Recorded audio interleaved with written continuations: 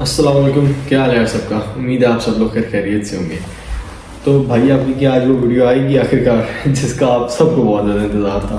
मुझे लिटरली इतने लोगों ने कमेंट्स किए, इतने लोगों ने मुझे डीएम किए कि अहमद भाई यार आप अपनी वीडियो बना के डालें, मतलब अपना सारा प्रोसेस बताएं, आपने किस तरीके से अपने वीज़ा फाइलिंग की, कौन सा कंसल्टेंट चूज़ किया, आपके सब्जेक्ट्स वगैरह आपने कैसे चूज़ किए, घर वालों का प्रेशर था क्या था, बाबा ने कहा था रखने का क्या सीन था। तो सारे बहुत लगे हुए थे कि आप पाकिस्तान टू यूके कैसे है, आपका खर्चा कितना आया, आपको कितने दिन लगे मतलब ये सारा प्रोसेस करने में, और यूके ही क्यों। तो ये सारी चीज़ें बहुत सारे लोगों ने मेरे से पूछी। तो यार इतने दिनों से मैं जो सा यहाँ पे था तकरीबन अब तो 3 महीने होने वाले हैं, इस 12 को 3 महीने हो जाएंगे। मैं आया था 12 सितंबर में और अभी आई गेस आज हो रही है 28 नवंबर हो रही है मेरे ख्याल से। तो इस 12 दिसंबर को मुझे 3 महीने हो जाएंगे। तो खैर यार टाइम नहीं मिल रहा था। जब बंदा आता है तो उसको सेटल होने में थोड़ा सा टाइम लगता है, और जाहिर सी बात है न्यू एरिया न्यू लोग, और जब आपका वैसे ही यहाँ पे कोई ना हो तो फिर आपके लिए थोड़ा सा ज़्यादा डिफिकल्ट हो जाता है। तो मैं काफ़ी चीज़ों को साथ लेके चल रहा था। अभी भी बहुत सारी चीज़ें पेंडिंग पड़ी। अभी तो समझो सिर्फ 20-30% काम हुआ। अभी तो मतलब 70-80% काम रहता है जो करना है। और तो ये सारे सीन्स थे, बस इसकी वजह से यार वीडियो थोड़ी लेट होगी, तो उसके लिए सबसे पहले सॉरी। और बाकी आज आपका भाई वीडियो बना रहा है, इंशाल्लाह आप सारी चीज़ें देखेंगे और इसमें आपको टोटल मैं बताता हूँ। अच्छा तो यार सीन ऐसा था कि सेकेंड ईयर वगैरह के पेपर दिए तो उसके बाद मैं फ्री था, और मेरा सीन था आर्मी शार्मी में जाने का। तो वो ISSB वगैरह सारी चीज़ें मैंने कर ली थी। खैर उधर से रिजेक्शन हो गई, वो एक अलग ट्रॉमा था। सारा वो ड्रामा चलता रहा कोई तकरीबन 1 हफ्ता। जब रिजेक्शन आई तो मैं बस ये रोने धोने जो सा होता है ना, क्योंकि मुझे बड़ी उम्मीद थी मैं बोलूँगा। लेकिन खैर हर चीज़ में अल्लाह ताला की बेहतरी होती है। अगर वहाँ हो जाए तो आज यहाँ ना बैठे होते। अल्लाह ताला कुछ इंसान के लिए बेहतर सोचता है तो तभी ये सब कुछ होता है। सीन ऐसा था कि उसके बाद बाबा ने मुझे पूछा अब करना क्या है। तो मैंने कहा यार मैंने तो पढ़ाई जारी रखनी है, पढ़ाई तो नहीं छोड़नी। क्योंकि मैं देख रहा था कि जो लोग मतलब पढ़ाई वगैरह छोड़ देते हैं ना, मतलब ठीक है वो पैसे कुछ, मैं नहीं कहता कि लोग पैसे नहीं कमाते, बिजनेस में बहुत पैसा है, जॉब से कहीं गुना ज़्यादा पैसा है। बट जो सा है ना, पढ़ाई आपके पैसों के लिए ज़रूरी नहीं है। पढ़ाई इसलिए ज़रूरी है ताकि मतलब आपको अदब आए, आपको तमीज़ आए, आपको बड़े छोटे से बात करने की तमीज़ हो, आपको रिश्तों का पता हो, माँ बाप क्या है, बहन भाई क्या है, ये सब चीज़ों के लिए। तो इसलिए मैं पढ़ाई को जारी रखना चाहता था। और फिर जो इंसान की इस तरह ये यूनिवर्सिटी की लाइफ और जो टीचर के साथ एक बंदे का रिलेशन होता है ना, वो बहुत ज़रूरी होता है। वो आपको बहुत कुछ सिखाता है। तो ये ना हमारे सर एक स्कूल में सर थे, सर अजीम। तो एक दफ़ा ना मुझे सर कहते हैं कि मैंने ना उनसे पूछा, मैंने कहा सर आप मजाक करते करते एकदम सीरियस हो जाते हैं। कहते हैं वो इसलिए कि ताकि तुम लोगों को याद रहे कि टीचर का मकाम क्या है और स्टूडेंट का मकाम क्या है। तो वो हमारे साथ बहुत फ्रेंडली थे ना, तो वो बात करते करते एकदम सीधे हो जाते थे। मतलब मजाक कर रहे हैं भी हम हंस रहे हैं, अगर हमने कोई बात की उनको पसंद नहीं उन्होंने सीधे हो जाना। तो हमारे स्कूल में मारने की भी जाती थी, तो उन्होंने इतना मोटा पाइप रखा था, कुट भी पड़ जाती थी। अल्लाह ताला उनको खुश रखे, बस उन सारे टीचर्स की वजह से आज यहाँ पे बैठे हुए। तो उन्होंने कहा बेटा कि ये बहुत चीज़ ना ज़रूरी होती है। इंसान जब टीचर की रिस्पेक्ट करता है तो फिर वो अपने घर में वालिदैन की भी करता है, अपने से बड़े लोगों को भी करता है, सबकी करता है। तो ये चीज़ वाकई बहुत ज़रूरी है। और फिर टीचर जो आपको सिखाता है ना, मतलब सारी चीज़ें कि किस तरह अदब से चलना है सोसाइटी में, किस तरीके से रहना है, तो वो आपको कोई भी नहीं सिखा सकता। इनफैक्ट आपके पेरेंट्स भी आपको नहीं सिखा सकते। खैर आपका भाई जो उनसे ऐसा ही फारिग हुआ, मैंने कहा पढ़ाई जारी रखनी है। बाबा ने कहा ठीक है। पहले मेरा इरादा था पाकिस्तान में नस्ट में या फास्ट वगैरह में इनमें एडमिशन लेने का ना।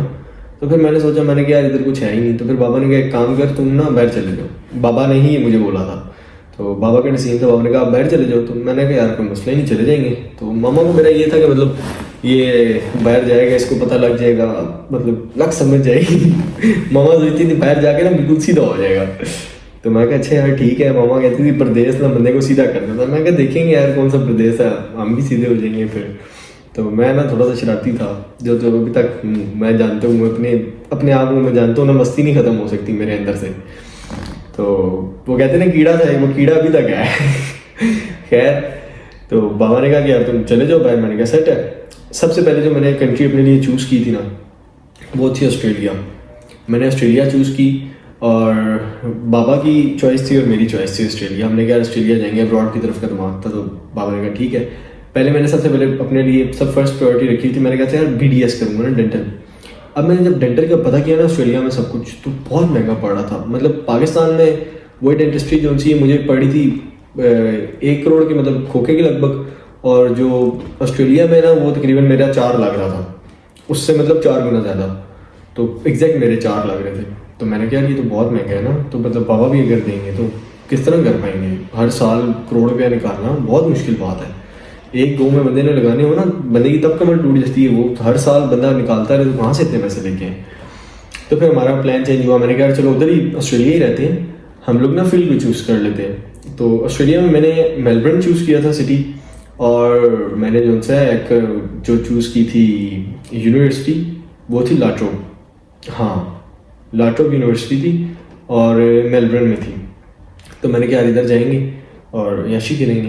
तो फिर वहाँ पे जो सा मैंने अपनी फील्ड साइबर सिक्योरिटी चूज़ की, और इन दो चीज़ों का बहुत अभी मतलब इतना ज़्यादा साल पहले तक तो इतना स्कोप नहीं था इनका, ठीक है। और पाकिस्तान में मतलब इतना ज़्यादा उसकी हाइप नहीं बनी थी, अभी पिछले 6-7 महीनों में हाइप बनी है। तो मैंने कहा बाबा ये ना फ्यूचर नज़र आता है कि मतलब ये नहीं क्या है। तो मैंने कहा ये कर लेते हैं, आगे कभी बिजनेस ना किया तो जॉब अगर करनी पड़ी तो जॉब तो कम से कम स्किल्स तो अच्छे होंगे, फिर अपना ध्यान भी नहीं चीज़ों में था कंप्यूटर में।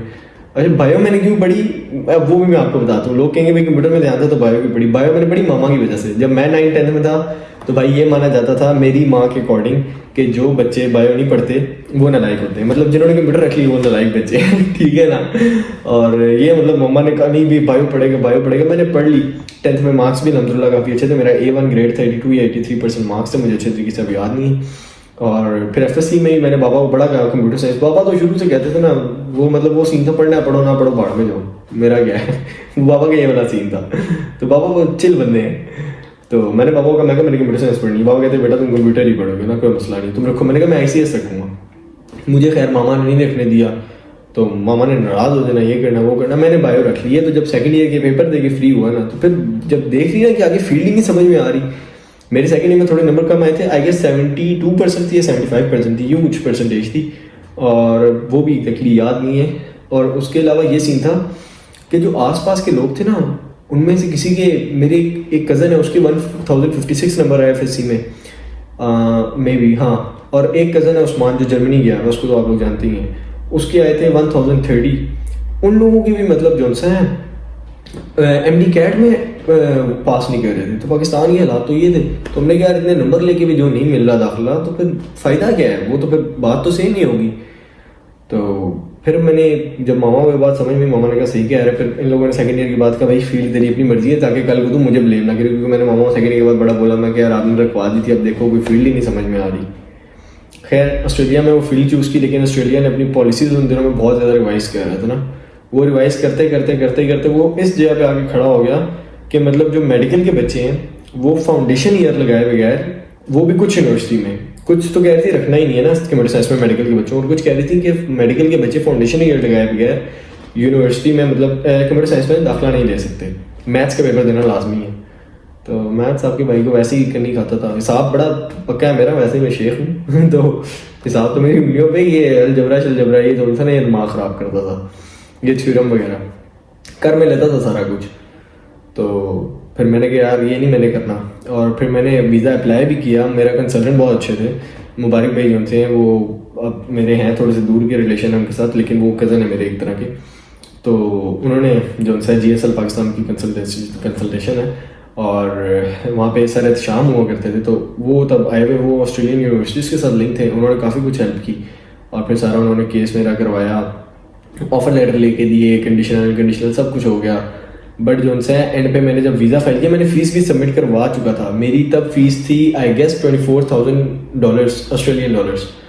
तो मैंने, मुझे अब एग्जैक्टली याद नहीं है, लेकिन जहाँ तक मेरा ख्याल है ना 40-47 लाख रुपये हमने फ़ीस दी थी। अब मुझे एग्जैक्टली नहीं याद, लेकिन इतनी मैंने फ़ीस दी थी उनको, यूनिवर्सिटी वालों को। उसके बाद जब हमने वीज़ा फाइल किया तो वो मेरी रिजेक्शन आ गई, और वो भी कोई 1.5 महीने बाद आई। मैं कहा यार ये क्या सीन है। तो मैं तो बहुत डिसअपॉइंट था। मैंने कहा बाबा मैंने ना जानी नहीं, क्योंकि अभी तक ना सेकंड ईयर से ख़त्म हुए भी रिजेक्शन आने तक मेरा 1 साल हो चुका था मुझे कॉलेज से ना, मतलब फ्री हुए 1-2 महीने रहते थे साल होने में। तो मैं तब क्या जब रिजेक्शन आई, मैंने कहा इसमें ये क्या सीन है ना, तो इधर मतलब वो मेरिट वाला सीन है कि मेरिट की वजह से नहीं मिले ना कुछ और। तो अब वो उन्होंने जो हमें दी थी आई गेस स्टेटमेंट, मतलब कि आपको रिजेक्ट क्यों किया है, वो मेरे ख्याल से था पॉलिटिकल कंडीशन थी आपके मुल्क की, यूँ कुछ करके था। वो मेल मेरे पास पड़ी भी होगी, मुझे याद नहीं है। तो खैर इस तरह का कुछ था, पता नहीं कोई और वजह थी, मुझे अब एग्जैक्टली नहीं याद, लेकिन उन लोगों ने कोई रीज़न दी थी, साथ रीज़न लाजमी देते हैं।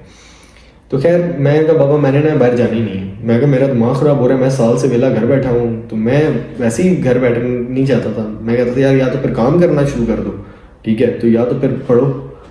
तो बाबा ने कहा नहीं बेटा, काम शाम तो तुम्हें डालना कोई नहीं, ठीक है, पढ़ना ही है। मैं कहा मैं खुद पढ़ना ही चाहता हूँ, मैंने काम करना भी नहीं, क्योंकि इंसान फिर चाह के लाता है। कोई सेकंड ईयर की डिग्री है यार, बंदा कि मैंने सेकंड ईयर किया हुआ है बस, तो वो बात तो ना हुई ना। खैर भाई आपके वो बाबा ने कहा जी कि अच्छा हम कोई और कंट्री देखते हैं। मैं कहा कंट्री शंट्री कोई नहीं देखना, कंट्री जो सा मर्जी देखो, आपके पास 2-3 महीने मुझे कहीं भेज सकते हो तो भेज दो, नहीं भेजते तो मैं इधर एडमिशन ले लूँगा। इस दौरान ना मैंने ना बाबा के 1-2 दोस्तों को कॉल भी की, ये बात बाबा को भी आज ही पता चल रही है, ठीक है। 1-2 दोस्त है जिनको मैं चाचू कहता हूँ, अब मैं इन्हें भी बाबा को दे देता हूँ, नहीं तो बाबा ने उनको डायरेक्ट फ़ोन करके पूछ लेना है। एक आर्मी में है और एक इस्लामाबाद होते हैं। तो मैंने उनको कॉल की, मैंने कहा इस तरह जो है ना, मुझे जिसका मतलब पता था कि इधर इसका जोर पड़ेगा यूनिवर्सिटी में, मैंने कहा एक को कहा, मैंने कहा नेक्स्ट में एडमिशन करवाई ना आपने, तो मैं कहा 1-2 महीने तक आपको बताऊंगा, क्योंकि मुझे मेरे दिमाग में ना फुल 100% था, मैं कहा उमते होना ही नहीं ना, मैं कहा अब तो लगता ही नहीं। तो मैंने माइंड से निकाल दिया था बाहर देने का, तो मैंने कहा नहीं लगेगा। तो मैंने उनको कॉल की, मैंने कहा मेरा नेक्स्ट में या फास्ट में एडमिशन करवा देना। उन्होंने कहा हो जाएगा। तो मैंने कहा नहीं, मिड ऑफ द सेशन मतलब सेमेस्टर चल रहा होगा उसके दौरान डलवाना पड़ेगा, एडमिशन इनके ओपन नहीं होंगे। उन्होंने कहा ये क्यों? मैं कहा बाबा ये कह रहे हैं तो इस वजह से, अगर ना हो तो आपने करवाना है, मैं साल नहीं ज़ाया करना चाहता। उन्होंने कहा बेटा हो जाएगा तेरा, तू टेंशन ना ले, मतलब एडमिशन वो करवा देंगे। तो मैंने कहा ठीक है आप करवा देंगे तो कोई मसला ही नहीं है। मैं बड़ा खुश ना, मैं मामा को भी 2-3 बार घर में बोला, मैं कहा ना वो ना, मैं घर में ज़हन भी तैयार करा, मैं कहा नेक्स्ट में एडमिशन ले लूँगा। तो मैं अपनी तरफ से बड़ा खुश ना। तो एक और भी यूनी थी मेरे दिमाग में, लाहौर वाली लम्स, तो मैंने कहा उधर एडमिशन ले लूँगा। खैर करते कराते बाबा ने वो मुबारक भाई को कहा भी इसको निकालने में लिखूँ, अब ये ला चक्कर था कि भाई ना तो इस कटो बस बाहर फेंको, इसको लात मार के निकाल दो। तो बाबा ने उनको कहा भाई इसको जहाँ भी भेजते हो भेजो भाई, इसको निकले यहाँ से। उन्होंने कहा भाई इस टाइम तो यूके फिर सबसे जल्दी वीज़ा मिलेगा। अच्छा मेरी किस्मत इतनी माड़ी, जब मैंने यूके का काम शुरू किया यूके ने वीज़े देना बंद कर दिए, मतलब बीच में रोला डालना शुरू हो गया कि यूके वीज़े चीज़ें देना बंद कर दिए, रिजेक्शन आ रही है। उन दिनों में लड़कों की रिजेक्शन आने लगी। और जब मैंने ऑस्ट्रेलिया का काम कराया तब ऑस्ट्रेलिया की पोजीशन ये हो चुकी थी, जब मैंने शुरू किया था तो ऑस्ट्रेलिया धड़े धड़े वीज़े दे रहा था। जब मैंने वीज़ा फाइल किया तो उसकी कंडीशन ये हो चुकी थी कि अगर 100 बच्चे वीज़ा दे रहे थे तो उनमें से 5 या 7 का वीज़ा लग रहा था। 100 की बात करूँ उनमें से एक कंडीशन थी। और जितनी बड़ी बड़ी कंसल्टेशंस थी पिंडी इस्लामाबाद की, HR कंसल्टेंट्स हो गए, टाइम कंसल्टेंट हो गए, और भी 1-2 अब तो नाम नहीं याद, काफ़ी सारे जो उनसे थे उनका यही पोजीशन थी। तो खैर मेरे नसीब ही इतने माड़े कि मैं यूके का डाला, और तब ये सारा सिनेरियो शुरू हो गया। तो मैंने कहा ये भी नहीं आएगा ना। और जिस दिन हमने वीज़ा फाइल किया ना, तो मुझे ना मतलब मेरी कंसल्टेंट ने कॉल की। अब मेरा जो सा केस है ना वो श्याम भाई ऑस्ट्रेलिया के थे, क्योंकि अब वो नहीं हैंडल करते, तो मेरा मैम मोमना हैंडल कर रही थी, जिनको आप लोगों ने ब्लॉग में देखा। तो अब उन्होंने कहा कि आपका ना प्रायोरिटी वीज़ा फाइल करना है। मैंने कहा ठीक है प्रायोरिटी कर देते हैं। मैं कहा चलो यार 2-3 दिन में पता लग जाएगा कि हाँ है ना, जो या किसा मुकेगा। मैं कहा जल्दी से जल्दी फ्री हूँगा। तो मैंने प्रायोरिटी वीज़ा फाइल कर दिया ना। जब वीज़ा फाइल हुआ बाबा उसके बाद लाहौर चले गए 1-2 दिन के लिए। तो अब फॉर एग्जांपल आज वीज़ा फाइल किया ना, तो बाबा अभी थोड़ी देर बाद लाहौर निकल गए। तो मैंने मामा के पास ना मैं बैठा हुआ रात को, तो मैं मामा को बोलूँ, मैं कहा ये सारा सीन है। अच्छा इस दौरान ना ये सारे मेरा प्रोसेस होने के दौरान यूके के अब्दुल्ला को एक दिन बाबा ने बुलाया, जो आप लोगों ने व्लॉग्स में देखा भी होगा। एक दिन बाबा को ना वैसे बुलाया, बाबा ने कहा यार तुम मतलब वेले घूमते रहते हो। तो तब अब्दुल्ला शोरूम पे बैठता था। बाबा ने कहा शोरूम पे मत बैठो तुम एक काम करो, तुम मुझे बताओ तुम्हारा क्या किया जाए ना। तो मैंने बाबा को एक मशवरा दिया था अपनी तरफ से, मैं क्या इसको इस्लामाबाद पुलिस में करवा दूँ। तो बाबा ने इसको 2 ऑप्शन दिए, या तो तुम्हें इस्लामाबाद पुलिस में सब इंस्पेक्टर लगवा दे दूँ, ठीक है, तो या फिर आप बाहर सऊदीया चले जाओ। तो अब्दुल्ला को मैंने कहा यार देख, पहले तो मैंने वही ऑप्शन बाबा को दिया था, बट जो सा है सऊदीया वाला ऑप्शन बहुत बेस्ट है। अल्लाह ताला के घर में इंसान रहे, इससे ज़्यादा बेहतर क्या है। और वहाँ पे उसकी जॉब भी काफ़ी अच्छी थी, पता नहीं क्या कहते हैं, मैं भूल गया हूँ उसकी पोजीशन को, मुदीर पता नहीं क्या कहते हैं यार, खैर जो भी पोस्ट थी उसकी। तो उसके नीचे बंदे शंदे में काम करना था 5 साल। तो मैंने कहा यार वो जगह भी अच्छी है और अल्लाह का घर है, सुकून है, और क्या चाहिए। तो अब्दुल्ला भी जा चुका था। तो मतलब ना काफ़ी चीज़ें ना होती थी कि मतलब एक घर का बड़ा बेटा चला गया, क्योंकि मैं तो ठहरा भाई आलसी तरीन, मैं इतना कोड़ा था कि मैं क्या बताऊँ। मुझे बाबा अगर सुबह 12 बजे उठाए कहते थे ना बिल जमा करा क्या, तो मैं अपने बाबा को कहता था यार बात सुनो मैं 5 बजे तक चला जाऊँगा। बाबा ने कहना नहीं बैंक बंद हो जाएगा। तो मैंने आगे तो बाबा को कहना यार मैं अगर 5 बजे में 5 मिनट पहले भी जाऊँगा ना, तो मेरा वो बिल जमा करेंगे, उनका बैंक 5 बजे बंद होता है। तो बाबा को बड़ा गुस्सा चढ़ता था मेरी बातों पर। और अगर फॉर एग्जाम्पल मैं उठ गया हूँ दोपहर के 12-1 बजे की बात बता रहा हूँ, कोई सुबह 7-8 की नहीं, अगर मैं 12-1 बजे उठ गया हूँ और बाबा ने कह दिया पकड़ो बेटा पैसे, ये बैंक और ये लाइट बैंक आपको पता है मेरे घर के सामने है, घर से नजर आता है, तो मेरी स्ट्रीट में ही है। तो बाबा ने कहना ना जा जमा करा के, मैंने या बाइक पे जाना तो या घर से गाड़ी निकाल लेनी, जाके ना जमा करवा के आना। तो मैं बड़ा बेदर्द होता था इन बातों पे, मैं मतलब कोई काम नहीं करता था घर का, बहुत ज़्यादा काम। अब्दुल्ला हर काम उसको मामा ने कहना यहाँ ले जाओ वहाँ ले जाओ। मेरे से इन्होंने शॉपिंग पे जाना, मैंने कहना नहीं नहीं भाई कोई नहीं चल मुकाओ। मेरा मतलब ये सीन था कि अगर 3 दुकानें हैं ना, एक इधर है 2 दुकानें छोड़ के आगे है, अगर यहाँ पे 1000 की चीज़ मिल रही है वहाँ अगर 750 की 800 की, मैं कहता दफ़ा करो यार यहाँ से ही ले लो, क्या करना है आगे जाके, टाइम वेस्ट होगा। तो खैर आपके भाई को वक्त की थोड़ी सी कदर है खैर तो मैंने ना इस तरह की हरकतें करनी। तो वो चला गया था तो सारे काम मुझे करने पड़ते थे या बाबा को करने पड़ते थे। तो खैर फिर मैंने सारे काम शाम करने शुरू कर दिए इस सेंस में कि चलो यार बाबा ना किया करें। और फिर उसके बाद जब मेरा सारा प्रोसेस शुरू हुआ तो मैंने कहा यार मैं भी चला जाऊँगा, तो फिर तो सारी ड्यूटीज़ पापा पे, क्योंकि जब मेरे पे ड्यूटीज़ आई ना तो मुझे पता लगा अब्दुल्ला कितने काम करता था। तो मैं कहता था यार दिन में 2 काम किए, क्या कर रहा है, क्या बस ठीक है ना, लड़ा क्यों है। तो उसने कभी कहना ना कि मतलब मेरा काम कर, मैंने उसको ना मैं क्यों करूँ। तो उसने कहना है कि यार मैंने इतने काम किए घर के, मैं ये लेके आऊँ, मैं वो करके आऊँ, मैं इस तरह किया। तो मैंने उसको कहना चल यार कोई नहीं फिर अपना भी कर ले बल्कि मेरा भी कर दे। तो मैं ये हरकतें करता, जब वो ड्यूटी अपने ऊपर पड़ी ना तो फिर पता चला कि वो क्या क्या करता था। तो फिर मैंने कहा यार मैं चला गया तो बाबा का क्या होगा। तो मैंने बीच में एक दफ़ा इनको बोला ही, मैंने कहा देखो अगर वीज़ा आ भी जाता है ना तो मैं नहीं जाऊँगा। मैं कहा भाड़ में गया, मैंने जाना ही नहीं है। अच्छा वीज़ा फाइल जब मैंने किया, ये वीज़ा फाइल करने से पहले ही बात है, जब मैंने वीज़ा फाइल किया बाबा लाहौर चले गए और मेरा बाबा का 2 दिन का स्टे था लाहौर में। मुझे वीज़ा फाइल किए हुए भी 36 घंटे हो गए थे, रात के तकरीबन हो रहे थे आई गेस 2 या 2:30। तो मुझे ना मेल आती है, पहले मुझे एक शाम को 7 बजे मेल आ चुकी थी जिसके बारे में सिर्फ अत्थर को पता था और किसी को भी नहीं, जो अपना दोस्त है, और शकूर को पता था, इन दोनों को पता था। मुझे मेल आई, कहते हैं कि मतलब आप ना अपना पासपोर्ट कलेक्ट कर लेना मंडे को। मैंने कहा यार ये क्या सीन है, मैंने जुम्मे को वीज़ा फाइल किया था और सैटरडे को मुझे मेल आई थी शाम में 7 बजे। तो मैंने कहा ये क्या सिनेरियो है, मतलब कि पासपोर्ट कलेक्ट कर लेना, ये बताया नहीं, वीज़ा लगा ही नहीं लगा। मैं कहा वो तो मेरे दोस्त ने कहा था कि यार बताते हैं। अब मैं परेशान, मैंने अत्थर को कॉल की, शकूर को कॉल की, उन्होंने कहा यार कभी पता नहीं, अत्थर ने मुझे कहा क्या पता लग गया हो तेरा वीज़ा, वैसे तो यही होता है, तो लग जाती है तो मेल आती है ज़्यादातर। तो मैंने कहा यार चलो देखते हैं। कहता हाँ ना कि नहीं है, मैं क्या नहीं कहता वो आएगी तुझे। मैं रात को 2:30 बजे लेटा हुआ ना, तो मैं टिकटॉक चला रहा था अपनी बैठा हुआ, तो मुझे मेल आई कि जी आपका वीज़ा लग गया। लोग देख के खुश होते हैं, मैं देख के घुमा के यार ये क्या हो गया, अब जब मैं चाहता नहीं था तब लग गया। तो मतलब ना मैंने कहा यार चलो ठीक है। खैर मेरे मामा को नहीं बताया क्योंकि मामा वैसे ही वो घर में माहौल चल रहा था कि बेटा चला गया है, तो माँ का वैसे ही दुख चल रहा था। तो मैं कहा माँ को और दुखी किया, मैं कुछ हो ही ना जाए, फ़ायदा नहीं है बाप के आने का इंतज़ार करो। मैंने बाबा को कॉल की ना रात को 2:30 बजे, मैं कहा कितने शेख साहब। बाबा कहते जी मैं बेटा दोस्तों का खाना शाना खा रहा हूँ। तो मैं कहा जी आपको एक बात बताऊँ, कहते हैं हाँ जी बताओ। मैं कहा अगर आपको बेटा आपका 2:30 बजे फ़ोन करके बोले वीज़ा लग गया, बाबा कहते हो यार चलना ना मार। मैं कहा वाकई लग गया, कहते कसम कहा, मैं कहा अल्लाह की कसम लग गया। बाबा यकीन ही ना करे ना, क्योंकि मैं वो यूट्यूब करता बाबा ने कहा प्रैंक कर रहा होगा। वो सिगरेट वाले प्रैंक के बाद ना पापा को लगता था प्रैंक कर रहा है, ऊपर से वो साराबाजी कर रहा है, सारा मिल के किया। तो पापा को पक्का यकीन था बोलता ही चूक है। तो बाबा मानी ना, मैंने फिर एप्लीकेशन अपनी सेंड की, बाबा के साथ उस्मान भी थे उनके दोस्त, उन्होंने देखा, उन्होंने कहा हाँ जी वाकई वीज़ा लग गया। तो वीज़ा शीज़ा लग गया। यूके में मैंने अपनी फील्ड जो चूज़ की वो थी साइबर सिक्योरिटी, क्योंकि मैंने जब यूके के लिए अप्लाई करना शुरू किया मैंने पहले ही कह दिया, मैंने कहा यार इधर जो सा ना इसी में अप्लाई करूँगा, इसी में एडमिशन लेना। मैं कहा इधर डॉक्टरी बेशक मुफ्त कराए मैं नहीं करूँगा, मैंने कहा बायो पढ़नी ही नहीं है, मैंने कहा कंप्यूटर पढ़नी है और जो सब्जेक्ट्स बता दिए इनमें मिलेगा तो जाऊँगा, नहीं मिलेगा तो नहीं जाऊँगा। मतलब मैंने पूरी कोशिश की अपनी तरफ से, जाना ही नहीं है। तो मैंने इनको कहा भैया AI में कराओ या साइबर सिक्योरिटी में। फिर उन्होंने कहा AI में आसानी से मिलना, मैं कहा AI नहीं करनी। मैंने नया लाना खोल दिया, मैं क्या करूँगा तो साइबर सिक्योरिटी। तो उन्होंने कहा अच्छा। फिर उन्होंने मुझे बताया कि आप देखो आपको क्या पसंद है। मैं कहा आप देखें मतलब कौन सी अच्छी जगह, कौन सी अच्छी यूनिवर्सिटी है। मैंने कहा बाबा फीस भी अगर होएगी ना ज़्यादा, बाबा ना कर देंगे। अच्छा मैंने ना एक और भी चुल छोड़ दी, मैंने कहा यार कि मैंने तो ऐसे शहर में जाना है जहाँ पे ना गोरे ज़्यादा हो, पाकिस्तानी ना हो। तो मुझे पता था यूके में बहुत पाकिस्तानी, मैं कह हर शहर में ही होंगे, मैं कहा इनके लिए शहर निकालना ही मुश्किल होगा। खैर इत्तफाकन उनको जो सा पता लगा कि जी ग्लॉस्टर शहर जो सा काउंटी है और इसके अंदर एक चेल्टेनहम छोटा सा टाउन है, तो यहाँ पे जो सा साइबर सिक्योरिटी के मतलब वो हब्स वगैरह हैं, यूनिवर्सिटी जो सी ग्लॉस्टर शहर, तो ये बहुत फेमस है इसके लिए। और फीस भी मुनासिब थी, खैर मुनासिब तो नहीं है, काफ़ी ज़्यादा है लेकिन ठीक थी, मतलब नॉर्मल थी, एवरेज फीस थी 15,000 पाउंड।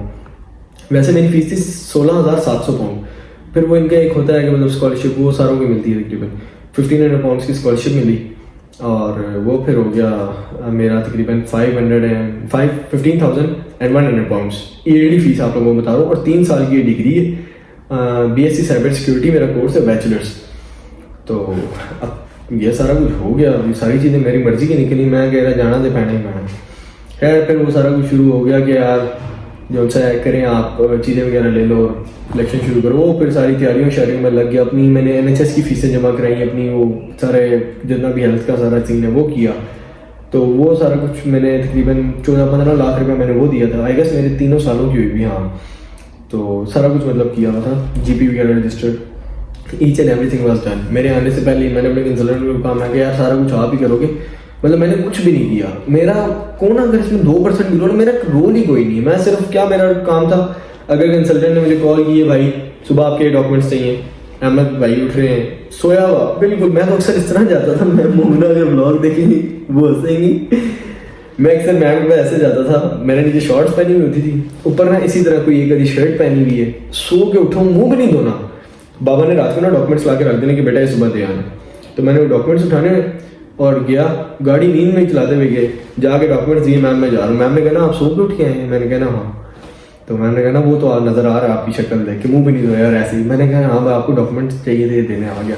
तो मैंने ना इस तरह, मेरा काम था सिर्फ जो उन्होंने डॉक्यूमेंट्स मांगे वो देना।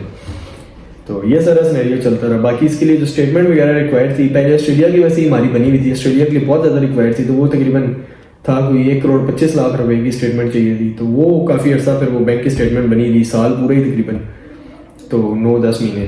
तो उसकी वजह से स्टेटमेंट अच्छी खासी थी पास। और फिर उसके बाद जो से इन्होंने बताया कि हाँ जी आप यूके के लिए भी तकरीबन आप रख लें, करोड़ तक 70 लाख ऐसे रिक्वायरमेंट होती है, तो ऊपर ही रखें तो ज़्यादा फ़ायदा। तो हमने कहा ठीक है, तो वो फिर रखी। तो वो यूके आ गया। अब मेरे ख्याल से 35-40 दिन में तो मेरा काम हो गया था, 1.5 महीना मुझे लगा, 45-40 दिन तो मेरा काम हो गया था। तो वो इतनी एफर्ट करनी ही नहीं पड़ी। और बाकी अच्छा, जो ऑस्ट्रेलिया वाली फीस है उसका भी बताऊँ, लोग पूछेंगे उसका क्या हुआ। वो रिटर्न हुई है, लेकिन अभी कुछ दिन पहले हुई है, मतलब महीना डेढ़ पहले हुई है। वो इतने अरसे बाद रिटर्न है। वैसे उनकी पॉलिसी 1-2 महीने में कर देते हैं, लेकिन जब हमने रिटर्न डाली तो उन लोगों ने 3-4 महीने बाद हमें रिटर्न की है। ये भी मेरे आने से आए हूँ, जब मैं इधर आने के बाद मेरी जो सी फी वो रिटर्न हुई है। तो ये सारा सीन था। और बस फिर उसके बाद आपका भाई इधर आ गया और फिर वही सारा सीन शुरू हो गया। मामा का रोना धोना, मतलब वहाँ जाएगा करेगा क्या, अभी तो 19 साल का है। जिनको नहीं पता मेरी एज 19 है और मई 2025 में 24 मई को आपका भाई 20 का होगा।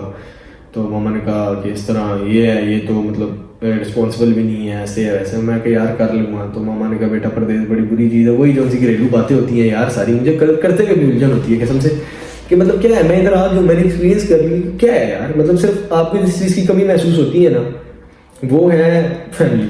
और मुझे जो सबसे ज़्यादा याद आता है वो है मेरा बाप, क्योंकि मतलब जिनके आप सबसे ज़्यादा क्लोज होते हो ना, सबसे ज़्यादा फ्रेंडली रिलेशन होता है, फिर बंदे को वही याद आता है।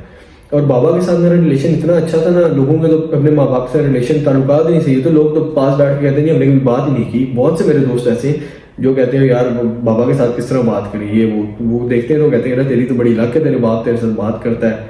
मैं कहता हूँ यार ये भी मतलब होता है। तो मतलब मेरा रिलेशन अल्हम्दुलिल्लाह बहुत अच्छा है बाबा के साथ। तो मेरी ना हर बात, मेरा कोई सीधा काम है, मेरा कोई पुट्ठा काम है, मेरे कोई दोस्तों के साथ कोई काम है, मेरा मतलब बिजनेस में कोई डील चल रही है, किसी के पैसे ले रहा हूँ, किसी को दे रहा हूँ, ईच एंड एवरीथिंग। मतलब तुम कभी कल को कोई यूट्यूब से मेरा उठा के ना कुछ स्क्रीन रिकॉर्ड करके कुछ डालने की कोशिश करोगे ना कि भाई ये इसने बात बोली थी ऐसे नहीं, ऐसे घर वालों से छुपा रहा है, वो मेरे बाप को पहले से पता होगी। अब मामा की गारंटी नहीं लेता, मामा को नहीं पता होगी, बाबा को लाजमी पता होगी। मतलब तुम मेरे बाप को, मेरी जिंदगी में कुछ है ही नहीं जो तुम जाके को हाँ जी अंकल इसने ये भी किया, उनको पहले से ही सब कुछ पता। वो कहेंगे बेटा मेरे पास बैठा, मैं 2 बातें और बता दूं तुम्हें इसने क्या क्या किया। तो खैर इस तरह का आपके भाई का सीन है। तो और ये होना भी चाहिए कि यार कम से कम ना आप बाबा को सब कुछ बता के रखो कि अगर कल को ऊपर से हमारे बाप का माशाल्लाह ताल्लुक है, वो आगे पीछे से कहीं ना कहीं से उनको मेरी रिपोर्ट मिल जाती थी। इवन एक दफा ना मैं गया हुआ अपनी ना दोस्त के साथ एक इस्लामाबाद, तो हम जा रहे थे सेंट लॉरेंस। तो मुझे ना बाबा की कॉल ही, कहते हैं बेटा किधर हो आप। मैं कहा यार मैं F10 सॉरी। कहते क्या करने जा रहे हो। मैं कहा मैं गो कार्टिंग करने जा रहा हूँ। कहते कौन है बेटा आपसे। मैं कहा मेरा दोस्त। कहते हैं अच्छा कितने दोस्त। मैं कहा हम 4 दोस्त हैं। कहते हैं अच्छा बेटा गाड़ी ऐसा चलाओ। मैं कहा गाड़ी ऐसा चलाओ। मैंने आगे पीछे देखा, मैं कहा यार अपनी जान पहचान की कोई गाड़ी नहीं है, मतलब जो शोरूम पे भी खड़ी होती है उनका भी पता होता है हाँ ये गाड़ी हो सकती है। मैं कहा यार कोई भी नहीं। तो मैंने और से देखा, मेरे पीछे ना एक गाड़ी थी, तो मुझे शक है कि वही थी। तो मुझे कहते हैं कि बेटा गाड़ी आराम से चलाओ। मैं कहा अच्छा ठीक है। मैं रात को जब घर आया ना, पापा ने अच्छा फ़ोन तो मुझे कुछ नहीं कहा, मुझे 1-2 बार फ़ोन किया, मैं मूवी देखने जा रहा था।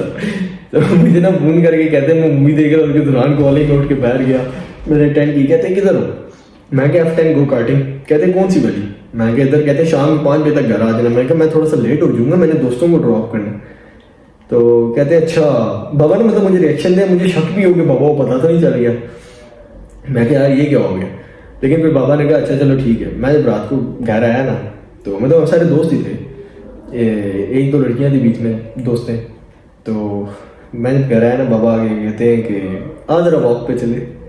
अच्छा मेरे दिमाग में ना इस टाइम तक वो फिल्म निकल चुकी थी कि ये बाबा को पता है, क्योंकि मैं दिन में 20 कांड करता था। बाबा जब मुझे कहते थे ना तेरे नाल गल करनी है, अक्सर मैं जब रोटी खा रहा होता था तो बाबा ने कहना नहीं तेरे नाल गल करनी है, बस। और मैं रोटी नहीं खत्म करता था कि मैं सोचता था यार अब ना मतलब क्या किस बारे में बात हो सकती है। ये लहजा मतलब थोड़ा सा नॉर्मल था, गुस्से वाला था, कैसा था, तो मतलब ये किस तरीके की बात पता लग सकती है। तो मैं ना उसके आगे से ना एक्सप्लेनेशन और जवाब तैयार रखता था, अगर बाबा ये सवाल पूछे तो मैंने आगे से ये कहना है, तो मुद्दा कंप्लीट करने वाली बात। तो इस तरह का सीन था। तो बाबा को मुझे कहते हैं आज वॉक पे चलिए। मैं कहा चलो वॉक पे गए ना, बाबा कहते हैं गल सच्ची सच्ची दसी। मैं कहा जी मैं ताड़ गया, मैं कहा भी वही बात पूछेंगे। कहते हैं गड्डी कौन सी है। मैंने फिर बाबा को ना चुप करके, मैं कहा इनको पता होगा झूठ बोलने का फायदा नहीं। मैं कहा आपसे पता, आपको मैं झूठ नहीं बोलता, लेकिन आपने मामा को नहीं बताना। तो मैंने बाबा बताया, मैं कहा ये फलाना ये था। तो बाबा कहते हैं अच्छा चलो ठीक है एहतियात किया करो बेटा। मैं कहा आपको कैसे पता? कहते हैं मुझे फ़ोन आ गया था, तुम्हारे पीछे की गाड़ी में बंदा था, तो उसने तुम्हें जाते देखा था। मैं कहा अच्छा। खैर तो ये मतलब ये सारा सिनेरियो है, इसलिए मुझे ना अपने बाबा यहाँ पे बहुत याद आते हैं। और फिर मैंने जो चीज़ है ना, मतलब मैंने कहना लेनी ही लेनी है। मामा ने कह दिया नहीं लेनी, मैंने कहा लेनी ही लेनी है। तो मैंने ना बाबा के पास चले जाना, और बाबा को अगर बार बार कहते ना लेके दो, तो फिर बाबा ने कहना अच्छा नहीं लेनी। लेकिन अगर बाबा को एक बार कह के छोड़ दो ना आप कि मतलब अच्छा बाबा को जैसा फॉर एग्जाम्पल मैंने कह दिया बाबा वाटर बॉटल लेनी है, बाबा के दिमाग से भी निकल सकता है, लेकिन उनको 2 महीने बाद भी नजर आएगी ना तो वो उठा के घर लेंगे। तो मैंने 2 महीने पहले किया थी ना, बहुत सुस्त है। अभी वो वसीम अंकल आ रहे हैं पाकिस्तान से, तो मैंने उनको कहा है कि बाबा ना वो शकूर में तंग करा, क्या चाहिए मेरे कुछ कपड़े शपड़े घर में थे, मैंने कहा वो भेज दो। तो शकूर कहता है क्या चाहिए? मैंने कहा यार इधर चिली मिली बड़े अरसे से नहीं खाई, चली शली। मैं कहा चिली मिली भेज दे। तो वो बेचारा लेने जा रहा था, बाबा ने उसको मना कर दिया और कहते हैं मैं खुद ला दूंगा। मैं कहा ये अब होगा ये कि वसीम अंकल एयरपोर्ट जा रहे होंगे, आखिरी 20 मिनट पहले बाबा कहेंगे कोई गल नहीं फ्लाइट करा लेंगे, गड्डी मोड़ चिली मिली लेनी है। तो बाबा के मतलब काम इस तरह होते हैं। तो इस तरह से फैमिली वगैरह याद आती है। बाकी इधर आके यार इजी सीन है, ठीक है। इधर कोई आके मतलब आपको इतना करना नहीं पड़ता कि आप जो सा जॉब के लिए मर रहे हो, मतलब 2-2 3-3 महीने जॉब नहीं लग रही। जो लोगों ने सिचुएशन बनाई हुई थी वो यूके की सिचुएशन नहीं है। यूके की सिचुएशन अल्हम्दुलिल्लाह बहुत अच्छी है, और जिस शहर में मैं हूँ यहाँ पे सही है, अच्छी है। जॉब के लिए आपको स्ट्रगल, देखो मेहनत के बगैर कुछ भी नहीं मिलता लाइफ में। आप जब तक स्ट्रगल नहीं करोगे ना, अल्लाह ताला आपको घर बैठे हुए कुछ भी नहीं देगा। आप हाथ पैर मारोगे, जितनी कोशिश करोगे ना, और मिलेगा भी उतना। हाँ इनाम के तौर पर अल्लाह ताला कुछ लोगों को ज़्यादा देता है, अल्लाह ताला की देन है, अल्लाह ताला जिसको जितना नवाजे, लेकिन स्ट्रगल करनी पड़ती है। स्ट्रगल के बगैर कोई भी बंदा कुछ नहीं बनता। जब मैं इधर आया था ना, तो मैंने अपनी अकोमोडेशन के लिए बहुत स्ट्रगल की थी, और मुझे अच्छी अकोमोडेशन मिली है। और यहाँ पे 4 महीने जो से ना मैंने ली थी, अब मेरा नेक्स्ट मंथ आखिरी है, अब मैं ढूंढूंगा कोई घर। ये 4 महीने यहाँ रहूँगा ना, चौथा महीना भी जब अगला हो जाएगा, तो 4 महीने में बंदा ना मतलब कहीं भी जाए ना तो उधर का इन्वायरमेंट समझ जाता है। और मुझे इधर की ना तकरीबन 50% ना गेमें समझ आ गई हैं कि किस तरीके से चलता है, कितने की क्या चीज़ है, कितने की क्या नहीं है, जिनको मैं एक्सपीरियंस कर चुका हूँ। जिससे अकोमोडेशन होगी और स्कॉलरशिप वगैरह का मुझे पता चल गया, यूनी में कैसे अप्लाई करनी है अगले साल के लिए। तो बहुत सी चीज़ें आपको समझ आ जाती है ना। और जो वो सीन है ना कि कुछ लोग इतना भी छोड़ते हैं कि मतलब तुम आए हो तो पहले महीने ही तुम्हें ये नोटों की बरसात है भाई, आते जाओ। मतलब तुम यूके एयरपोर्ट से उतरे हो तो इमिग्रेशन वाले 2 आईफोन देते हैं, ये पकड़ो घर दे देना, और आगे आओगे तो तुम्हारे लगेज वाले साथ 2000 पाउंड दे देंगे कि ये भी आप ले लें, यूके रहना आपको मसला ना हो। तो ऐसा कुछ भी नहीं है। यहाँ पे आके खुद ही जो उनसे ना हर बंदे ने अपने लिए मेहनत करनी है तो उसको उतनी रोटी मिलेगी। तो यहाँ पे रेट भी अच्छा है। और कोशिश करो, मेरा मशवरा तुम लोगों को ये, कोशिश करो अपने पाकिस्तानियों से बच के रहो भाई। यहाँ पे पाकिस्तानियों से, बंगालियों से और इंडियन से, इस जगह पे आप बच के रहें। एशियन जितने भी हैं ना आप बच के रहो, क्योंकि ये पता नहीं क्यों यार ये मतलब अपने ही बंदों को काटने की कोशिश करते हैं। मतलब जो आपके स्टडी वगैरह के फेलोज हैं, जितने भी आपके क्लासमेट हैं, इनकी बात नहीं मैं कर रहा, जॉब के लिहाज से मैं बात कर रहा हूँ। मतलब फॉर एग्जाम्पल एक पाकिस्तानी स्टोर है ना, वो बंदा आपको रखेगा ना, उसको पता है पाकिस्तानी है, ये नया है, ये डरा हुआ है, तो वो आपको और डराएगा, वो आपको और दबाएगा। आपकी जो उम्मीद बनी होगी वो उसको भी तोड़ देगा। नहीं जी मैं तो कितने साल तो इतने आ रहे थे तो कुछ आया ही नहीं, वो कुछ आया ही नहीं, तो तू भी टूट जा वापस, तू क्यों इतने। बात तो ये है ना भाई, तुम भी चले जाओ, तुम क्यों यहाँ पे। तो यहाँ पे बहुत कुछ है।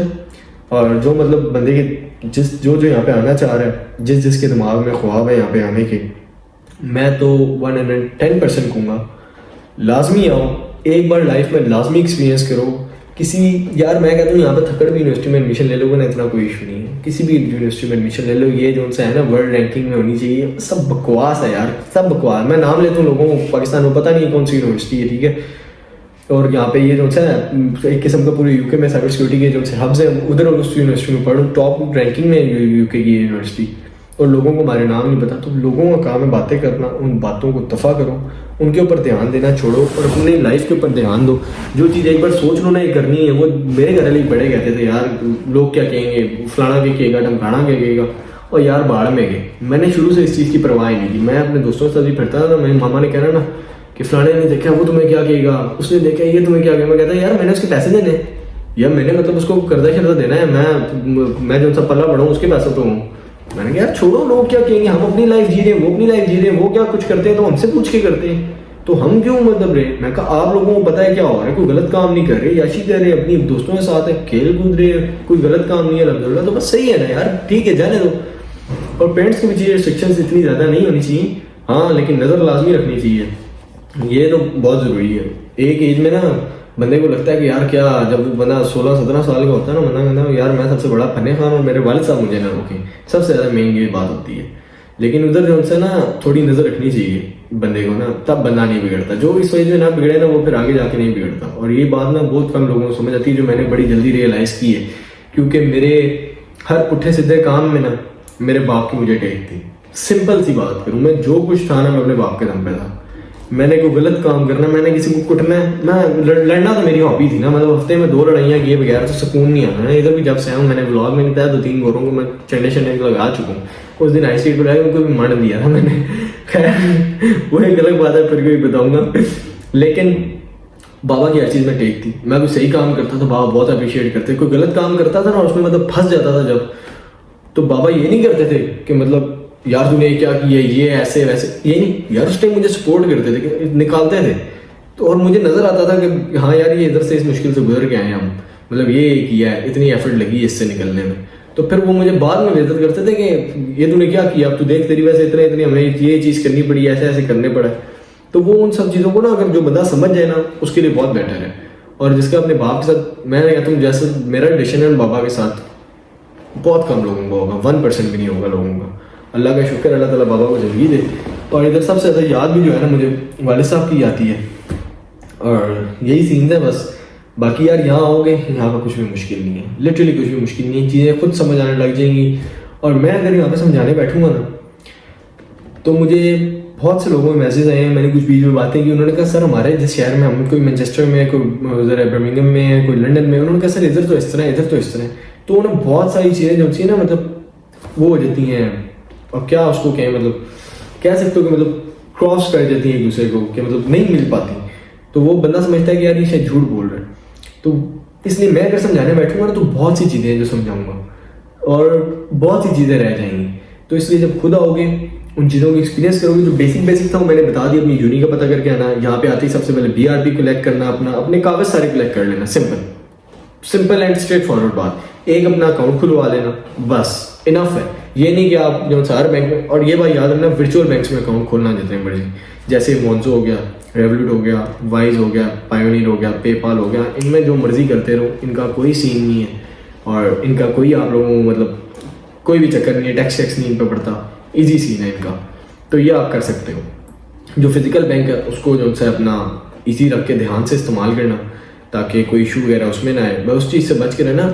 बाकी सारा सीन जो है आपका ओके, इतना कोई उसमें मसला नहीं है। ये कुछ मेन बातें थी जो आप लोगों को बतानी थी, और बाकी ये आपके भाई की टोटल जर्नी थी।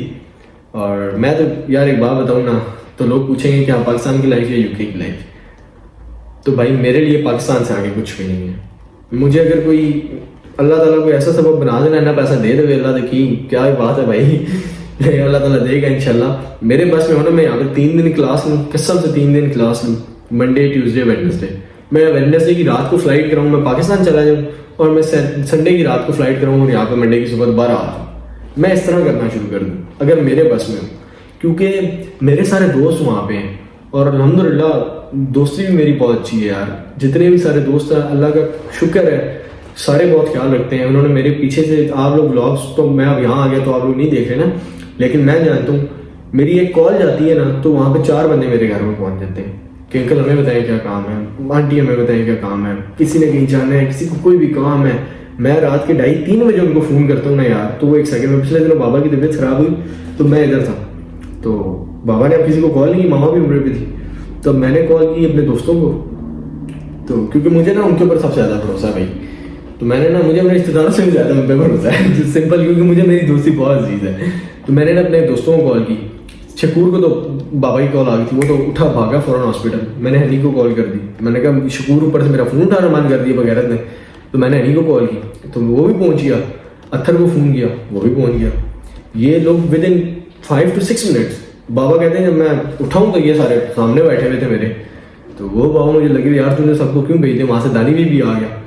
तो मतलब मुझे अल्हम्दुलिल्लाह 90% जो मेरी फिक्र है ना मेरे घर के मुताबिक, कि मतलब कि यार कोई इनको मसला ना हो, मेरे बाप को कोई इशू ना हो। अल्हम्दुलिल्लाह बाबा को तो वैसे ही कोई इशू नहीं होता, अल्लाह का करम है बहुत ज़्यादा उन पर, उनमें वैसे ही अपनी इतनी ताकत है। वैसे ही मेरा बाप अभी जवान है, दूसरी शादी करनी है, क्यों बाबा आपने वैसे ही बाबा कहते कोई गोरी शोरी ढूंढ यार, दूसरी शादी करनी है। तो मुझे पता है मैं बात ताने के बाद बाबा से बड़ा पैसा दूंगा, लेकिन चलो खैर है, कोई नहीं, शुक्र मेरा सही। और बाकी मजाक कर यार, ये ऐसी कोई बात नहीं, बाबा को हम तंग करते हैं, बाबा ऐसे ही मामा को तंग करते रहते हैं, ये सीन है। तो बाकी ये जो मेन चीज़ें मैंने आप लोगों को बताई हैं यूके के लिए आज से, तो उन चीज़ों को अपने दिमाग में रखना। और यहाँ अगर कोई आता है तो एक चीज़ अपने दिमाग में रखना, लाइफ ईजी नहीं है, लाइफ मुश्किल है, लेकिन जो लाइफ मुश्किल है उसका रिवॉर्ड ज़रूर है। और मैं ऐसा बंदा हूँ, अगर मुझे पता हो ना कि ये चीज़ इतनी मुश्किल है, मैं मुश्किल चीज़ से नहीं डरता भाई। मैं कहता हूँ कोई मसला ही निकाल लेंगे। मैंने कभी किसी मैटर को आज तक ज़िंदगी में सीरियस लिया ही नहीं है, कभी भी नहीं लिया, कुछ भी हो जाए, कोई जी रहा मर रहा, मैं, मेरा मजाक वहीं पे ही है भाई। मेरा मतलब नॉन सीरियस एटीट्यूड है शुरू से। मेरे टीचर्स मुझे बचपन से कहते आ रहे हैं ये नॉन सीरियस, ये पूरी क्लास का माहौल ख़राब। मैंने कहा आउट, समझ आई। तो आज वही लड़के जो उनसे जिनकी टीचर्स तारीफ करते थे, मैं नहीं कहता टीचर्स गलत होते हैं, टीचर्स बहुत अच्छे होते हैं, और मेरे सारे टीचर्स कहते थे ये कुछ बनेगा। किसी ने भी आज तक ये नहीं कहा कि ये कुछ नहीं बनेगा, ये बिगड़ जाएगा, ये वो, सब कहते थे ये कुछ ना कुछ बनेगा। तो अल्लाह ताला उन सब टीचर्स को भी जो उनसे जो फोत हो गए हैं कुछ, उनको जन्नत में अल्लाह मकाम अता फरमाए, और जो जिंदा है अल्लाह ताला उनको जो उनसे और कामयाब करे और पढ़ लेके जाए। तो बस जो टीचर्स है ना उनकी रिस्पेक्ट करो यार। और जो मेरी कामयाबी में एक लास्ट बात, जो सबसे बड़ा रोल है ना, मतलब मेरी पढ़ाई वाली कामयाबी में मम्मा का, और जो उनसे मुझे एक सर पढ़ाते थे, उनको आप लोग नहीं जानते, सर कासिम नाम है उनका, ठीक है। और पहले वो टेंच रहते थे, अब वो बहरिया रहते हैं। मैं उनके पास टेंच भी जाता रहा हूँ, और मैंने उनके पास कोई, आई गेस मैं 7th क्लास में था, हाँ मैं एग्जैक्टली याद है, मेरी साइंस वगैरह थी, उर्दू इस्लामियात साइंस। तो मैं 7th क्लास में उनके पास गया था, 7th 8 9 10 11 12 6 साल मैंने उनके पास पढ़ा है। और मैं एक सही बात बताऊँ ना, उस बंदे से ज़्यादा भाई लॉयल बंदा कोई नहीं है।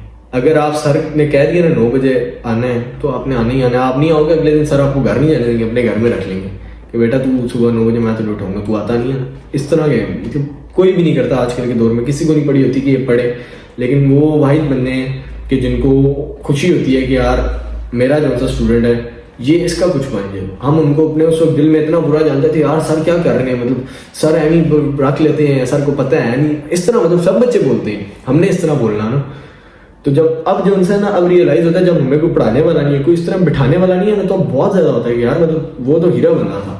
और अब मेरा मूसा जो उनसा छोटा भाई माशाल्लाह वो उसके पास पढ़ा। और मैं आपको एक और मजे की बात, तो मेरे जो उनसे मामू हैं, शफीक मामू और नदीम मामू, दोनों मेरे मामू भी सर कासिम से पढ़े हुए हैं। फिर आगे उनके बच्चे नुमान उस्मान, मैं अब्दुल्ला, और जो मेरा अब छोटा भाई है वो भी उन्हीं से पढ़ रहा है। तो अल्हम्दुलिल्लाह सर की एज है कोई मेरे ख्याल से 60-63 है, आई गेस, मुझे एग्जैक्टली पता नहीं है 55, बट इतनी एज उनकी है। तो खैर मेरा टाइम भी हो रहा है यार, मैंने एक इंटरव्यू भी देने जाना है, दुआ करना भाई के लिए। और जॉब का यही सीन है कि यहाँ पे आओ, एक इंडीड के नाम की ऐप आती है, ठीक है, आप उसको डाउनलोड कर लो। और वो आपको, अभी मुझे एक कॉल आ रही है, मैं उसी को देख रहा हूँ, और वो मुझे पता है एक कंपनी की आ रही है इंटरव्यू के लिए। तो मैं आपकी बस रिकॉर्डिंग नहीं रोकना चाह रहा, मैं उसको दोबारा कॉल करूँगा, वो इतना इशू नहीं है। इंडीड के नाम की ऐप होती है, वो यहाँ पे आके इंस्टॉल कर लेना, उसके ऊपर अपनी सीवी एक अच्छी से बना लेना। किसी को तो 400 रुपये दे के बनवानी पड़े पाकिस्तान में, बनवा लेना, लेकिन एक अच्छी सीवी बनवाना, ज़्यादा लंबी ना छोड़ना, ठीक है ना। डाटा एनालिसिस की जॉब लिख ली, एम्प्लॉय की जॉब लिख ली। पाकिस्तान में तो तुम्हें पता है सर्टिफिकेट ऐसे बन जाता है। वो मैं सईद दी के पास काम करने गया तो उन्होंने मुझे कहा कोई फूड का एक्सपीरियंस है, तो मैंने उनको पहले बोला, मैं क्या यार सच्ची बात तो या झूठी। उन्होंने कहा मतलब, मैं अगर सच्ची बात पूछे तो कोई एक्सपीरियंस नहीं है, अगर झूठा पूछना है तो मैं कहता हूँ पाकिस्तान में मौजूद किसी कंपनी का नाम ले लें, सुबह 12 घंटे के अंदर आपको मैं सर्टिफिकेट ला दूंगा। मैं कहा कोई मसला नहीं है। तो ये सीन है। तो कोई एक दो सर्टिफिकेट बनवा के ले ही आना और यहाँ पे फूड के लेके आना तो वो ज़्यादा बेहतर है कि मतलब हमने जिस तरह पाकिस्तान में कोई भी फ्रेंचाइज है बहुत सारी खुली हुई है, मामू की बर्गर ना चुक के लाया ना, ऐसा काम किया है तो बस उसका उठा के लेना। कहीं कभी मतलब अच्छी जो जगह हो, थोड़ा सा रेस्टोरेंट का तंदूरी वगैरह का सर्टिफिकेट बनवा के लेना कि मैंने के बाद 6 महीने या 3 महीने काम किए तो आपके बहुत काम आएगा और CV आपकी स्ट्रॉन्ग होगी तो आपको जॉब भी मिलेगी। और यहाँ के जितनी फ्रेंचाइजीज हैं, मैकडोनल्ड्स वगैरह, KFC, डोमिनोज और स्टारबक्स जितनी भी हैं, इन सब पे अप्लाई करो। इंडीड ऐप के ऊपर ना जो इस एरिया में आप होते हो उसकी लोकेशन डालते हैं ना, वो आपको आसपास की जितनी शॉप्स हैं उन सब की जिन ने इंडीड पे डाली होगी ना, तो वो आपको बता देगा कि हाँ भाई ये बंदे को जॉब की ज़रूरत है, तो वहाँ आप अप्लाई करते रहना। और मैं नहीं कहता यार, अगर कोई बंदा 15 दिन अप्लाई करे ना बैठ के, और डेली अगर वो 10-12 कंपनीज में अप्लाई कर रहा है, 10-12 शॉप्स पे अप्लाई कर रहा है, मैं मान ही नहीं सकता कि वो 15वें दिन के मेरे पास जॉब नहीं है। मैं इतने दिनों से अप्लाई कर रहा था लेकिन मेरी CV ठीक नहीं थी। मुझे जैगम ने CV बना के दी है, ज़ैद और जैगम ने। उन्होंने कहा यार तो परेशान ना हो, हम कर लेंगे। मैंने जब डोमिनोज वाली जॉब छोड़ी तो मुझे जॉब इतनी ईजीली मिल नहीं रही थी, ठीक है। हालांकि वही जॉब थी डोमिनोज वाली जो मैंने 36 घंटे में सिक्योर की थी।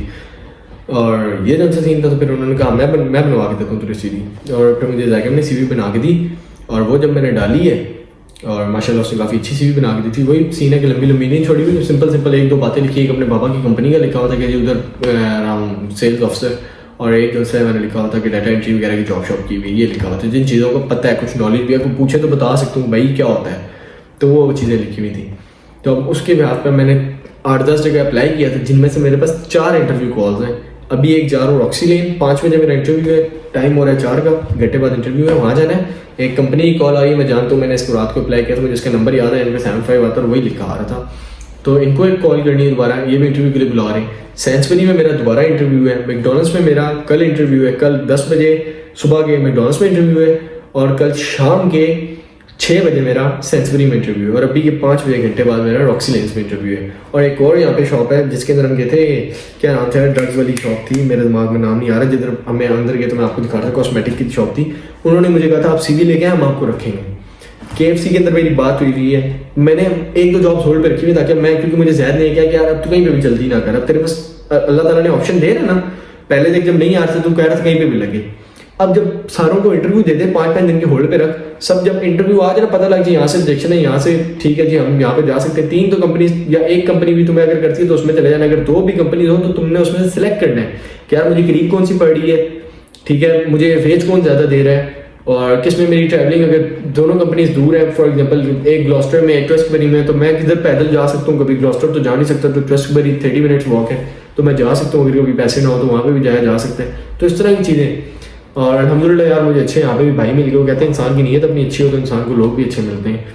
यहाँ पे आया तो अच्छे भाई मिल गए, जैद बहुत साथ देता है, और काफ़ी चीज़ें आप लोग व्लॉग में नहीं देखते जो हम लोग आप लोगों के सामने नहीं डिस्कस करते, और काफ़ी शुगर मेला भी आप लोग नहीं देखते जो हम लोग अकेले बैठ के लगाते हैं। वो फिर फैमिली में, क्योंकि मेरा व्लॉग देखा जाता है हर जगह पे, तो सारी तकरीबन फैमिलीज देखती हैं, तो फिर वो अच्छा नहीं लगता, इसलिए लड़के पास बैठ के फिर वो शुगर मेला लगाते हैं। और जैद वगैरह बहुत साथ देते हैं, बहुत सी सारी चीज़ें समझाता है जो नहीं पता होती। तो बस खुद अच्छे होंगे, खुद की नीयत अच्छी होगी, लोगों को भला करना चाहोगे तो अल्लाह ताला आपके रास्ते खुद आसान करेगा। तो ये थी आपके भाई की एक टोटल समझ लो पूरी लाइफ की स्टोरी होगी, ठीक है ना। पूरी लाइफ में सुनाने बैठा तो फिर तो पता नहीं लड़ाइयाँ ही ना मुकरना होना, तो महीना स्टोरी चलती लगे। खैर वो तो शुक्र जानता है बेहतर। चाहिए बेचारा ना, ये बेचारा मेरे साथ हमेशा पास जाता था। मैंने जिधर लड़ना ना, मैंने कहा शुक्र की वैसे हुई है, और बाबा ने शुक्र की वैसे की तो कर देनी। तो ऐसा कहना अंकल मेरी बात तो सुन ले, मैंने किया नहीं है, सारी गलती इसकी है। और अच्छा ना क्या करता था, बाद में जब इसको पता लग गया ना कि ये तरीका करता है, इसने भी सेम शुरू कर दिया। मतलब मेरी कोई लड़ाई हुई ना, मैंने अगले को मारा है तो इसने मेरे साथ मिलके मारना, इसने एंड पे क्या करना, एंड पे ना मेरी लड़ाई छुड़वा देनी, और घर आके ना क्या करना, अंकल ये उसको मार गया है, मैं तो लड़ाई छुड़वा रहा था, मेरे से कसम उठवा ले, मैं लड़ाई छुड़वा रहा था। मैंने कहना बाबा इसने मारा है, अंकल वो तो शुरू में इसका साथ देना था, फिर मैं बाद में लड़ाई छुड़वा रहा था, ये है वो है। तो ऐसे काम करता था। यार दोस्त बहुत याद आते हैं, और यही सारा सिनेरियो है। अभी मैं लेट हो गया इंटरव्यू के लिए, नहीं तो वीडियो बनाने में मुझे मज़ा आ रहा था और बातें करने में मज़ा आ रहा था, तो मैं लाजमी आप लोगों के साथ और सारा कुछ शेयर करता। बट अभी के लिए बस इतना ही, इंशाल्लाह फिर कभी इसी तरह कोई स्टोरी जो होती है आप लोगों को सुनाएंगे मिलेगी। अभी मैं चलता हूँ, और बाहर वो लड़कियाँ वेट कर रही हैं, मैंने उनको यहाँ से रूम खाली करवाया। मैं कहा यार थोड़ी देर मुझे दे दो 20-25 मिनट, मैंने अपना जो है एक वीडियो शूट करनी है, इसीलिए मैंने 1 गो में शूट की है, ये एडिट हुए बगैर डलेगी, ठीक है। इसमें जो कुछ है रॉ फुटेज इसी तरह डलेगी, इसमें कुछ एडिट नहीं करूँगा। ये आई गेस अभी 26 सेकंड पे 26 मिनट पे पहुँच गई है। और दूसरी वीडियो जो सी है 17-18 पे थी, उसमें ही मुझे बीच में एक कॉल शॉल आई थी और वो भी इंटरव्यू कॉल ही है। तो टोटल 5 कंपनीज है जो कॉल कर रही हैं। तो ये सीन है। बस जब अल्लाह ताला जो सा ना इंसान को आजमाता है थोड़ा सा, तो फिर उसके बाद अल्लाह ताला उसको वैसा रिवॉर्ड भी देता है कि वो बंदा अगर उसमें नाशुक्री ना करे ना। मेरे पास जितने दिन जॉब थी मैंने अल्हम्दुलिल्लाह नाशुक्री नहीं किया। मैं परेशान था, मैं टेंशन में था कि यार जॉब नहीं लगी तो क्या होगा क्या। बट अल्हम्दुलिल्लाह जो सा अल्लाह के करम से आपके भाई की जॉब लग गई। और अभी भी जो सा वीडियो में कट है इस वजह से है क्योंकि मुझे फिर उनकी कॉल आ गई थी, तो अब वीडियो अपने आप ही बंद हो गई थी। खैर यार वीडियो को तो ख़त्म करते हैं। और जो जो चीज़ें थी मैंने आप लोगों को बता दी हैं। बाकी हर यूनिवर्सिटी के रूल्स वगैरह रहता होते हैं, इसलिए मैंने उसके बारे में बताया नहीं है। तो और मैं एक और बात करना चाहूँगा एंड पे कि यहाँ पे स्टूडेंट की बहुत सुनवाई है। तो स्टूडेंट को कोई कुछ नहीं कर सकता। स्टूडेंट ना इधर के जो उनसे रेजिडेंट है ना, वो खुद कहते हैं यहाँ के स्टूडेंट यहाँ के बादशाह है। जब मैं आया था ना तो मेरे अंकल ने मुझे बात की थी, मैंने कहा यार बादशाही तो इनकी ये रेंज रोवर लेके घूम रहे हैं ये वो, तो वो उनकी स्ट्रगल की वजह से आई है। लेकिन अगर आप एक आम आदमी से अपने आप को कंपेयर करो ना, अगर जिस तरह मैं स्टूडेंट हूँ, मैं जिस तरीके की लिविंग में रह रहा हूँ, इसी तरह का कोई एक और बंदा रह रहा है जो यहाँ का रेजिडेंट है बेशक, लेकिन मैं उससे ज़्यादा पावरफुल हूँ क्योंकि मेरे साथ स्टूडेंट काउंसिल है और बहुत से बेनिफिट्स हैं स्टूडेंट्स को। हर जगह स्टूडेंट डिस्काउंट है, 15% ऑफ, 20% ऑफ, 5% ऑफ। तो ये हर चीज़ आप हर वक्त अपना स्टूडेंट कार्ड साथ रखा करो। जैसे मेरे पास अभी मेरा स्टूडेंट कार्ड जो है वो हर वक्त मेरे साथ होता है। और ये रहा जी आपके भाई का स्टूडेंट कार्ड, ठीक है। ये रहा आपके भाई का स्टूडेंट कार्ड और ये हर वक्त मैं पास रखता हूँ इसीलिए कि यार चलो कहीं ना कहीं से चक्का लग जाए, कितने डिस्काउंट लग जाए। तो ये सही चीज़ है। और बाकी इंटरनेशनल लाइसेंस वगैरह बनवा के लाना, लेकिन मेरा नहीं ख्याल अगर किसी के पास एक्स्ट्रा पैसे हैं, मतलब कोई 5-7 हज़ार पाउंड देने की रखता है मतलब, तो फिर वो लाजमी लेके अगर उसने गाड़ी शाड़ी यहाँ पे लेनी। मेरा गाड़ी लेने का बीच में प्लान बना, मैंने बाबा को कहा तो बाबा ने कहा तू गाड़ी ले ले, पैदल तुझे चलना पड़ता है। तो मुझे बहुत से लोग साइकिल कह रहे थे, तो मैं उनको यही कह रहा था कि थोड़े दिन रुको। तो मैं इस वजह से कहता मेरा गाड़ी लेने का सीन था। बट वो जब गाड़ी की मैंने इंश्योरेंस देखी ना तो वो 5-5.5 हज़ार पाउंड थी। तो बाबा ने कहा बता दे क्या करना है। तो मैंने कहा नहीं भाई मेरी तो दिल इजाज़त नहीं देता कि मतलब बंदे ने आके इतना पैसा लगा दिया, अभी तक तकरीबन कोई 12-13 हज़ार पाउंड लग चुके हैं। तो मैंने कहा मेरा तो दिल नहीं इजाज़त देता कि सिर्फ यूनी की बात करूँ उसके खर्चों पे। तो मैंने कहा मेरा दिल नहीं करता कि मैं अब आपको बोलूँ कि हाँ जी मुझे ये भी लेके दो आप। तो मैंने कहा यूँ तो नहीं होगा। तो उन्होंने कहा अच्छा चलो ठीक है मैं देख लो अगर आप कंफर्टेबल हो। मैं कहा मैं कंफर्टेबल हूँ, मैं बस यूज़ कर लूँगा, उससे बहुत बेहतर है। 5 हज़ार पाउंड गाड़ी की इंश्योरेंस और उसके बाद 1500-2 हज़ार की गाड़ी, 7 हज़ार वहाँ देने के बजाय 3 हज़ार मुझे दे दो, मैं बस पे धक्के खाता रहूँगा यार। तो ये सारा सिनेरियो था, ये सारी स्टोरी थी। और बाकी किसी चीज़ की कमी जाएगी हो या कोई छूट गया हो, क्योंकि मैंने बिल्कुल प्रिपेयर नहीं किया हुआ था, ठीक है। ये बिल्कुल एक रॉ फुटेज थी और इसमें सब कुछ मिक्सअप था, मेरे बारे में बातें और यार एक तो बोला नहीं जाता मेरे से, पता नहीं क्यों। कंसल्टेशन नहीं होती नहीं, खैर जो भी है समझ गए हो ना, समझ गए हो ना तो समझ जाओ। खैर उसके बारे में जितना कुछ था वो सारा मैंने बता दिया है। और वीज़ा किस तरह आया, अप्लाई कैसे किया, वो सब कुछ आपको बता दिया है। यूनी से कैश लेटर वाला वगैरह मैंने आपको मिस कर दिया था, वो बता दूँ कि यूनी से कैश लेटर लेना पड़ता है। कैश लेटर जो था वो जब आपका ओके हो जाता है उसके बाद आप वीज़ा अप्लाई करने के लिए एलिजिबल होते हैं। तो कैश लेटर आजकल मैंने सुना यूके का बहुत इशू बना हुआ है। तो खैर ये सारा बातें थी, ठीक है। और ये एक छोटा सा सिनेरियो था जो आप लोगों को बताना था, वो मैंने बता दिया। तो अब मुझे कोई नीचे कमेंट ना करे कि ये जर्नी नहीं बताई, ठीक है। उनमें सारा शुगल भी दस देता है, उनमें सारिया गल्लां भी दस दित्तियां ने। हुण तुसीं की चाहते हो कि विच दियां भी गल्लां दस दें, तो वो मैंने दसनियां। चुप करके बैठो। तो आज लिए बस इतना ही। इंशाल्लाह मिलेंगे आपको कल किसी नई चीज़ के साथ और किसी नए ब्लॉग के साथ। और जो गिव अवे का सीन है कल के ब्लॉग में पता लग जाएगा। आई प्रॉमिस कल के ब्लॉग में पता लग जाएगा, क्योंकि सैटरडे को मे बी मैं गिव अवे करूँ। मैं मे बी का वर्ड यूज़ करूँ, मे बी का भाई, ठीक है। पिछले संडे लोगों ने मैसेज करना शुरू कर दिया आप संडे का कहा था गिव अवे नहीं करें, और मैंने कहा भाई मे बी का कहा था कि अगर हुआ तो मैं लाजमी इंस्टाग्राम पर पोस्ट कर दूंगा। तो ये सीन है। तो मे बी सैटरडे को गिव अवे हो, अगर सैटरडे को गिव अवे करना हुआ तो जो कल ब्लॉग अपलोड होगा जुम्मे के बाद, उसके बारे में आप लोगों को उसके अंदर आप लोगों को लाजमी पता लग जाए, तो उसको मिस ना करना। इंशाल्लाह मिलेंगे आपको कल किसी नई चीज़ या किसी नए ब्लॉग के साथ। तब तक के लिए अल्लाह हाफिज़।